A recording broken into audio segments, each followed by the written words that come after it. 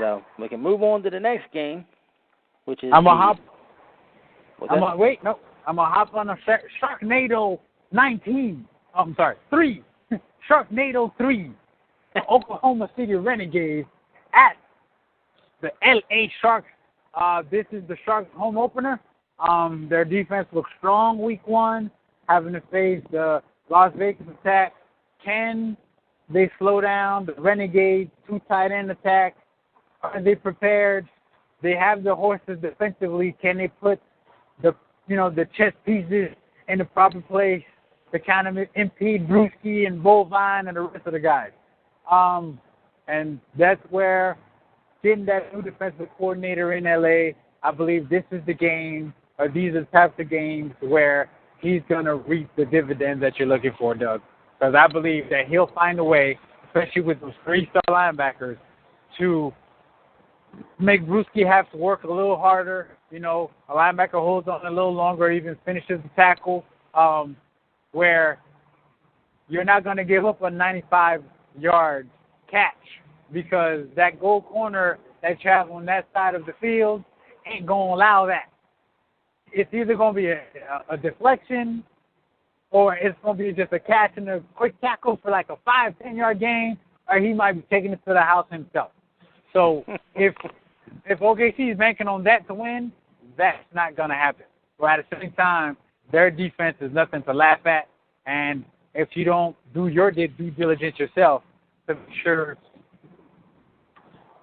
sure that you prepare, your avatar, Doug Boas and Matt South, to kind of calm him down and survey the field and spread the ball around the way he's supposed to spread it. Because how many catches Macho Fogg had last week? Like 1 or 2? Like, Fogg was supposed to go off last week, and that didn't happen. So I'm sure you're doing whatever is necessary to make sure that the defense has to account for everybody, and it can't just key in on one receiver and Matt South then has tunnel vision.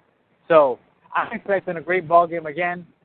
But you brought in Kyle Walsh to lock it down on D. This is the kind of game that you're meant to do exactly that. And Macho Fogg had 3 catches for 25 yards. Yeah. So leading into this game, I had to sit there and take a look at what I've done offensively against OKC the last 2 contests. I know what's working. I know what wasn't working. I know what adjustments I need to make there. So I've been working on that, and then I thought about it. What has Kyle Walsh done against OKC recently? In his last 2 games against OKC, I want to throw these numbers out there. He held OKC to 292 yards and 317 yards.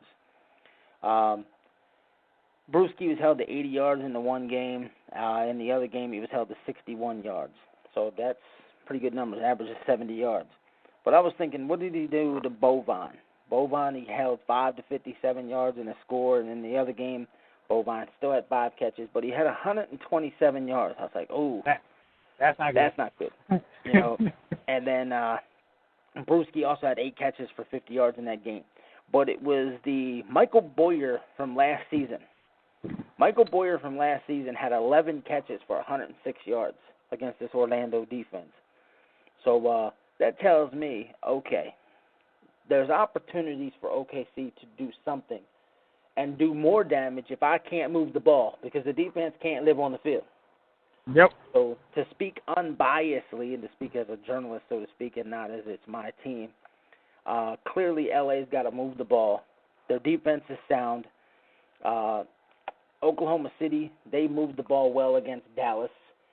Their defense is actually not as good as it was last season if you watch the game back, and that tells me they're only going to get better because one thing I figured out here real quick is Michael Irvine is a much better defensive coach in this game than he is offense, but he found his offense in week 1.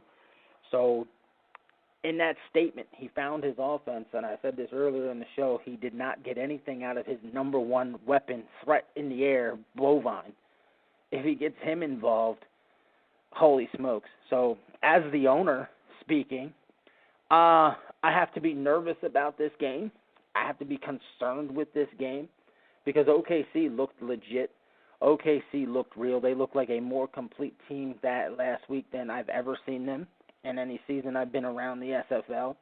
And if that's the type of team I run into, we have to have all areas figured out, or we're going to get our ass handed to us, plain and simple. So, I'm living in the lab. Playbooks, as you said, for the Western Conference and Queen City are due tonight. Eastern, you got till tomorrow. But I'll be living in the lab, as a lot of people like to call it, for as much as I can today, testing things, working on things. I've actually been running sims all day today with my changes against Las Vegas, just to see if they'd have worked better against Vegas before I try them against OKC. And I've found a few things I like. I got to remove some things that I don't like. So we'll see what happens. But to Mike, Sharknado 3, you're 2-0 in the series. If it gets to 3-0 later in the season, I just might show up with the white flag. I don't know.